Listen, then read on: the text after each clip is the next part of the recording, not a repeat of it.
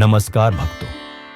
आज मैं आपको एक ऐसा दिव्य, दुर्लभ और रहस्यमय मंत्र सुनाने जा रहा हूं, जिसे बड़े बड़े साधक और तांत्रिक भी गुप्त रखते हैं। कहते हैं,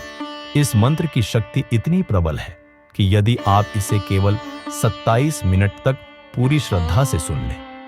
तो जीवन के हर रुके हुए काम, पैसों की समस्या, व्यापार में नुकसान, सब कुछ एक एक करके स्वयं श्री हरि विष्णु और मां लक्ष्मी की कृपा से समाप्त हो जाता है। लेकिन ध्यान रखिए, इस मंत्र को अधूरा सुनना वर्जित है। यदि आपने इस मंत्र को अधूरी श्रद्धा से सुना, तो इसका असर उल्टा भी हो सकता है। और अगर पूरे मन से पूरे 27 मिनट तक सुना, तो जो चमत्कार होता है वह आपकी कल्पनाओं से परे है। और हां दोस्तों, अगर आप सच में चाहते हैं कि आपके जीवन में भी लक्ष्मी का आगमन हो, तो अभी इस वीडियो को लाइक जरूर करें, नीचे कमेंट करके जय श्री हरि विष्णु लिखें और ऐसे दिव्य ज्ञान के लिए हमारे चैनल सनातन ज्ञान को सब्सक्राइब करना बिल्कुल न भूलें। भक्तों, काशी के एक युवक ने जब इसे पहली बार पूरी श्रद्धा से सुना, तो अगले ही दिन उसे 18 महीने से रुकी हुई सैलरी का पेमेंट मिल गया। और एक व्यापारी ने तो मजाक में सुन लिया था, और अब उसकी दुकान दिन रात चल रही है। तो भक्तों, आंखें बंद कीजिए, मन को शांत कीजिए और सच्चे भाव से श्री हरि विष्णु और मां लक्ष्मी का स्मरण करते हुए इस दुर्लभ मंत्र को सुनिए पूरे 27 मिनट तक। भक्तों, इस मंत्र के साथ यदि आप एक छोटा सा उपाय भी करें, तो श्री हरि विष्णु और महालक्ष्मी की कृपा एक साथ बरसने लगती है। उपाय यह है कि हर गुरुवार या शुक्रवार प्रातः स्नान करके घर के मंदिर में पीले फूल, तुलसी के पत्ते और एक मिठाई, लड्डू या पेड़ा चढ़ाएं। फिर दोनों हाथ जोड़कर 3 बार यह कहें कि हे श्री हरि विष्णु, हे महालक्ष्मी माता, मेरे जीवन से दरिद्रता दूर करें, कृपा करें और मेरे इस गरीब की पुकार सुनिए, मेरी सच्चे मन की प्रार्थना स्वीकार करें। फिर इसी स्थिति में आंखें बंद करके इस मंत्र को पूरे 27 मिनट तक सुने। विश्वास मानिए, इस उपाय और मंत्र के संयुक्त प्रभाव से आपकी किस्मत करवट लेगी और आपके जीवन में धन, समृद्धि और शुभ समाचारों की वर्षा होगी। जय श्री हरि विष्णु, जय महालक्ष्मी। अगर आपने अभी तक लाइक नहीं किया तो अभी करें, नीचे कमेंट करें AUM नारायणाय नमः और सब्सक्राइब करें, ताकि यह दिव्य ऊर्जा हर दिन आपके जीवन में प्रवेश करती रहे। शान्ताकारं भुजगशयनं पद्मनाभं सुरेशं विश्वधारं गगनसदृशं मेघवर्णं शुभांगं लक्ष्मीकान्तं कमलनयनं योगिविधर्यानग्मयं वन्दे विष्णु भवभयहरं सर्वलोकैकनाथम्। शान्ताकारं भुजगशयनं पद्मनाभं सुरेशं विश्वधारं गगनसदृशं मेघवर्णं शुभांगं लक्ष्मीकान्तं कमलनयनं योगिविधर्यानग्मयं वन्दे विष्णु भवभयहरं सर्वलोकैकनाथम्। शान्ताकारं भुजगशयनं पद्मनाभं सुरेशं विश्वधारं गगनसदृशं मेघवर्णं शुभांगं लक्ष्मीकान्तं कमलनयनं योगिविधर्यानग्मयं वन्दे विष्णु भवभयहरं सर्वलोकैकनाथम्। शान्ताकारं भुजगशयनं पद्मनाभं सुरेशं विश्वधारं गगनसदृशं मेघवर्णं शुभांगं लक्ष्मीकान्तं कमलनयनं योगिविधर्यानग्मयं वन्दे विष्णु भवभयहरं सर्वलोकैकनाथम्। शान्ताकारं भुजगशयनं पद्मनाभं सुरेशं विश्वधारं गगनसदृशं मेघवर्णं शुभाङ्गं लक्ष्मीकान्तं कमलनयनं योगिविधर्यानग्मयं वन्दे विष्णुभवभयहरं सर्वलोकैकनाथम् शान्ताकारं भुजगशयनं पद्मनाभं सुरेशं विश्वधारं गगनसदृशं मेघवर्णं शुभाङ्गं लक्ष्मीकान्तं कमलनयनं योगिविधर्यानग्मयं वन्दे विष्णुभवभयहरं सर्वलोकैकनाथम् शान्ताकारं भुजगशयनं पद्मनाभं सुरेशं विश्वधारं गगनसदृशं मेघवर्णं शुभाङ्गं लक्ष्मीकान्तं कमलनयनं योगिविधर्यानग्मयं वन्दे विष्णुभवभयहरं सर्वलोकैकनाथम्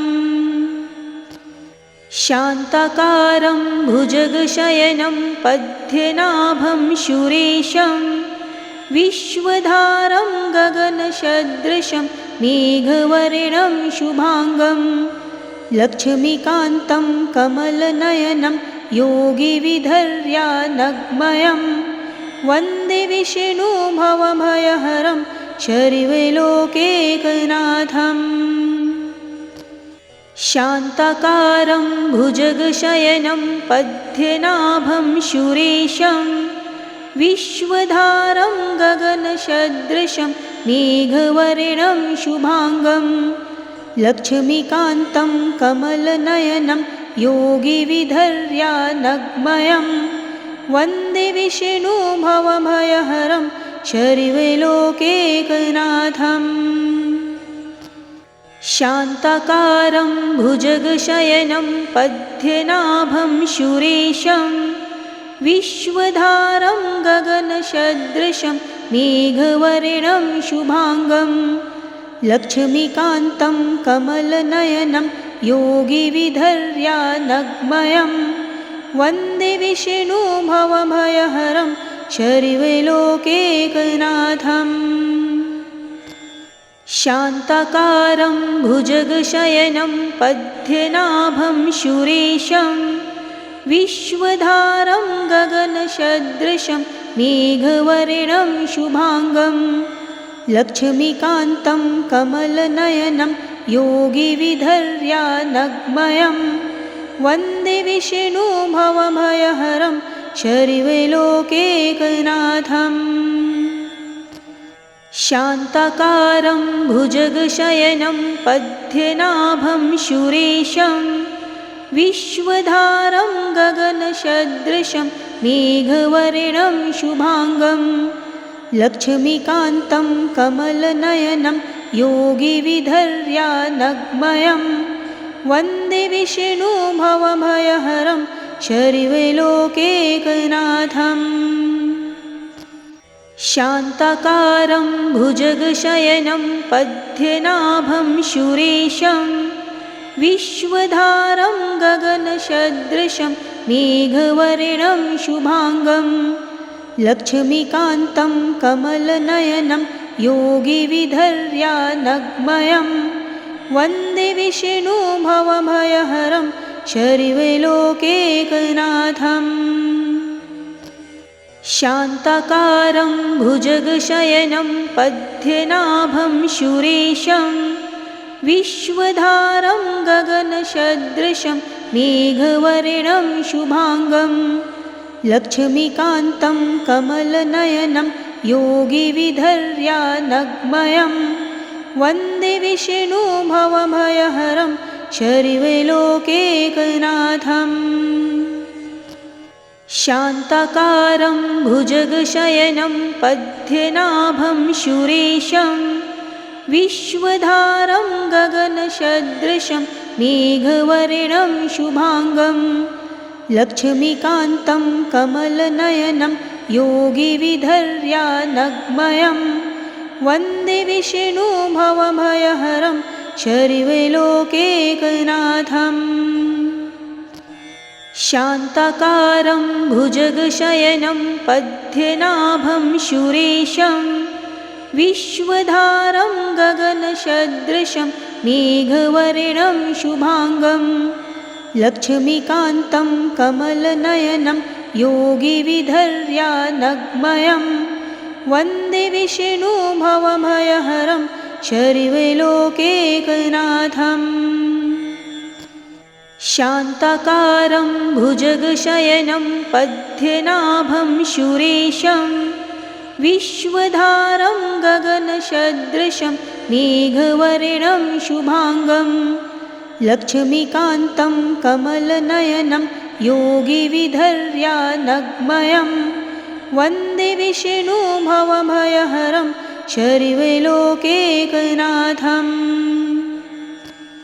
शान्ताकारं भुजगशयनं पद्मनाभं सुरेशं विश्वधारं गगनसदृशं मेघवर्णं शुभांगं लक्ष्मीकान्तं कमलनयनं योगिविधर्यानग्मयं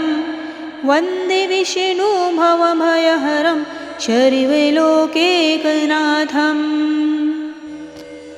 शान्ताकारं भुजगशयनं पद्मनाभं सुरेशं विश्वधारं गगनसदृशं मेघवर्णं शुभांगं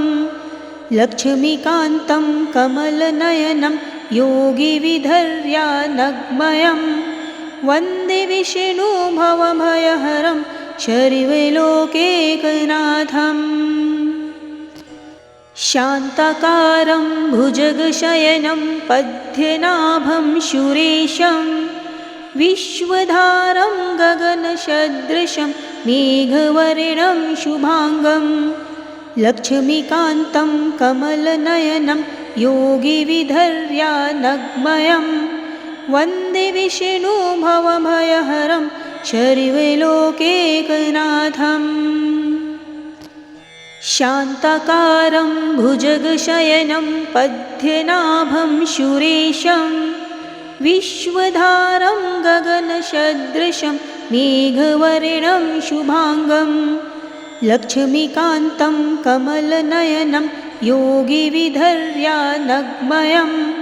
वन्दे विष्णुभवभयहरं शर्वलोकैकनाथम् शान्ताकारं भुजगशयनं पद्मनाभं सुरेशं विश्वधारं गगनसदृशं मेघवर्णं शुभांगं लक्ष्मीकान्तं कमलनयनं योगिविधर्यानग्मयं वन्दे विष्णुभवभयहरं शर्वलोकैकनाथम् शान्ताकारं भुजगशयनं पद्मनाभं सुरेशं विश्वधारं गगनसदृशं मेघवर्णं शुभांगं लक्ष्मीकान्तं कमलनयनं योगिविधर्यानग्मयं वन्दे विष्णुभवभयहरं शर्वलोकैकनाथम् शान्ताकारं भुजगशयनं पद्मनाभं सुरेशं विश्वधारं गगनसदृशं मेघवर्णं शुभांगं लक्ष्मीकान्तं कमलनयनं योगिविधर्यानग्मयं वन्दे विष्णुभवभयहरं शर्वलोकैकनाथम् शान्ताकारं भुजगशयनं पद्मनाभं सुरेशं विश्वधारं गगनसदृशं मेघवर्णं शुभांगं लक्ष्मीकान्तं कमलनयनं योगिविधर्यानग्मयं वन्दे विष्णुभवभयहरं शर्वलोकैकनाथम् शान्ताकारं भुजगशयनं पद्मनाभं सुरेशं विश्वधारं गगनसदृशं मेघवर्णं शुभाङ्गं लक्ष्मीकान्तं कमलनयनं योगिविधर्यानग्मयं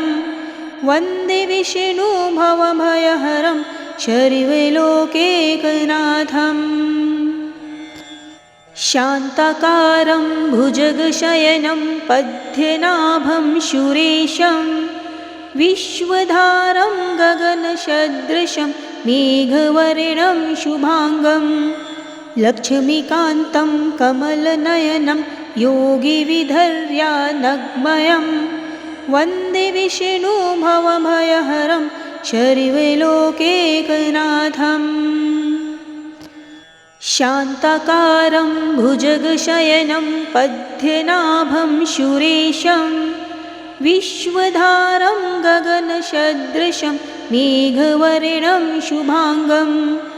लक्ष्मीकान्तं कमलनयनं योगिविधर्यानग्मयं वन्दे विष्णु भवभयहरं शर्वलोकैकनाथम् शान्ताकारं भुजगशयनं पद्मनाभं सुरेशं विश्वधारं गगनसदृशं मेघवर्णं शुभाङ्गं लक्ष्मीकान्तं कमलनयनं योगिविधर्यानग्मयं वन्दे विष्णु भवभयहरं शर्वलोकैकनाथम् शान्ताकारं भुजगशयनं पद्मनाभं सुरेशं विश्वधारं गगनसदृशं मेघवर्णं शुभाङ्गं लक्ष्मीकान्तं कमलनयनं योगिविधर्यानग्मयं वन्दे विष्णु भवभयहरं शर्वलोकैकनाथम् शान्ताकारं भुजगशयनं पद्मनाभं सुरेशं विश्वधारं गगनसदृशं मेघवर्णं शुभाङ्गं लक्ष्मीकान्तं कमलनयनं योगिविधर्यानग्मयं वन्दे विष्णु भवभयहरं शर्वलोकैकनाथम् शान्ताकारं भुजगशयनं पद्मनाभं सुरेशं विश्वधारं गगनसदृशं मेघवर्णं शुभाङ्गं लक्ष्मीकान्तं कमलनयनं योगिविधर्यानग्मयं वन्दे विष्णु भवभयहरं शर्वलोकैकनाथम् शान्ताकारं भुजगशयनं पद्मनाभं सुरेशं विश्वधारं गगनसदृशं मेघवर्णं शुभाङ्गं लक्ष्मीकान्तं कमलनयनं योगिविधर्यानग्मयं वन्दे विष्णु भवभयहरं शर्वलोकैकनाथम् शान्ताकारं भुजगशयनं पद्मनाभं सुरेशं विश्वधारं गगनसदृशं मेघवर्णं शुभाङ्गं लक्ष्मीकान्तं कमलनयनं योगिविधर्यानग्मयं वन्दे विष्णु भवभयहरं शर्वलोकैकनाथम् शान्ताकारं भुजगशयनं पद्मनाभं सुरेशं विश्वधारं गगनसदृशं मेघवर्णं शुभाङ्गं लक्ष्मीकान्तं कमलनयनं योगिविधर्यानग्मयं वन्दे विष्णु भवभयहरं शर्वलोकैकनाथम् शान्ताकारं भुजगशयनं पद्मनाभं सुरेशं विश्वधारं गगनसदृशं मेघवर्णं शुभाङ्गं लक्ष्मीकान्तं कमलनयनं योगिविधर्यानग्मयं वन्दे विष्णु भवभयहरं शर्वलोकैकनाथम् शान्ताकारं भुजगशयनं पद्मनाभं सुरेशं विश्वधारं गगनसदृशं मेघवर्णं शुभांगं लक्ष्मीकान्तं कमलनयनं योगिविधर्यानग्मयं वन्दे विष्णु भवभयहरं सर्वलोकैकनाथम्। शान्ताकारं भुजगशयनं पद्मनाभं सुरेशं विश्वधारं गगनसदृशं मेघवर्णं शुभांगं लक्ष्मीकान्तं कमलनयनं योगिविधर्यानग्मयं वन्दे विष्णु भवभयहरं सर्वलोकैकनाथम्। शान्ताकारं भुजगशयनं पद्मनाभं सुरेशं विश्वधारं गगनसदृशं मेघवर्णं शुभांगं लक्ष्मीकान्तं कमलनयनं योगिविधर्यानग्मयं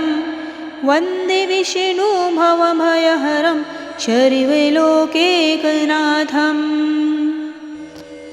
शान्ताकारं भुजगशयनं पद्मनाभं सुरेशं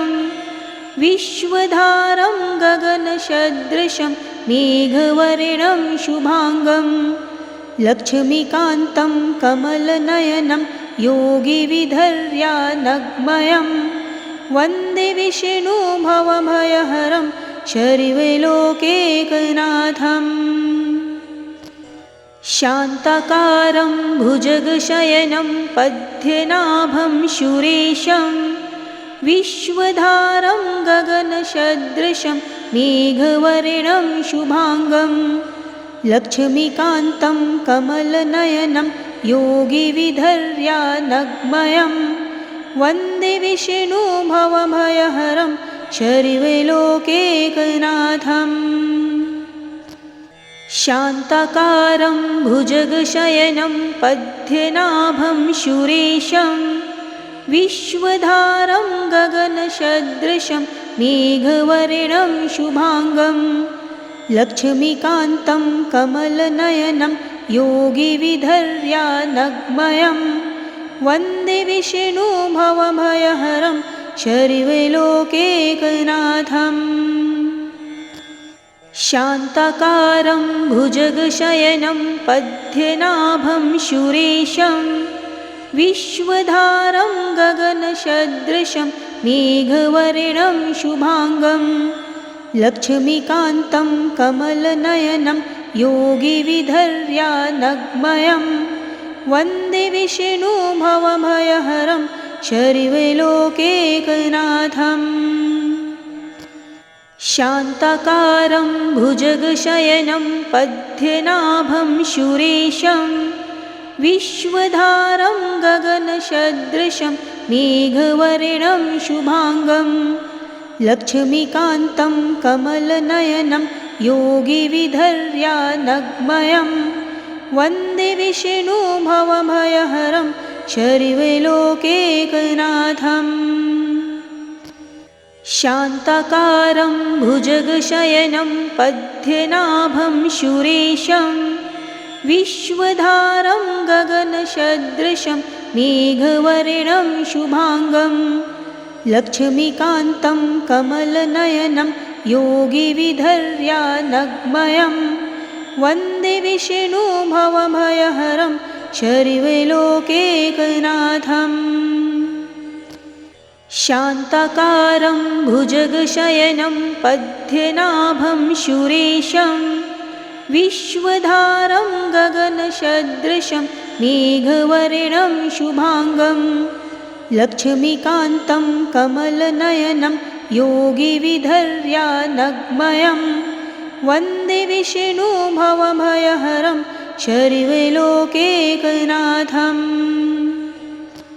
शान्ताकारं भुजगशयनं पद्मनाभं सुरेशं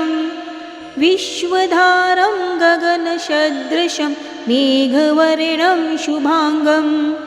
लक्ष्मीकान्तं कमलनयनं योगिविधर्यानग्मयं वन्दे विष्णुभवभयहरं शर्वलोकैकनाथम्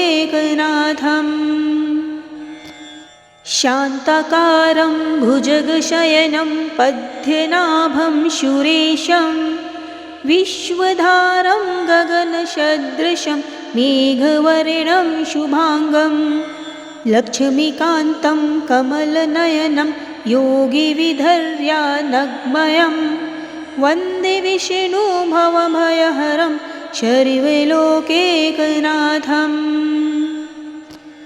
शान्ताकारं भुजगशयनं पद्मनाभं सुरेशं विश्वधारं गगनसदृशं मेघवर्णं शुभाङ्गं लक्ष्मीकान्तं कमलनयनं योगिविधर्यानग्मयं वन्दे विष्णुभवभयहरं शर्वलोकैकनाथम् शान्ताकारं भुजगशयनं पद्मनाभं सुरेशं विश्वधारं गगनसदृशं मेघवर्णं शुभाङ्गं लक्ष्मीकान्तं कमलनयनं योगिविधर्यानग्मयं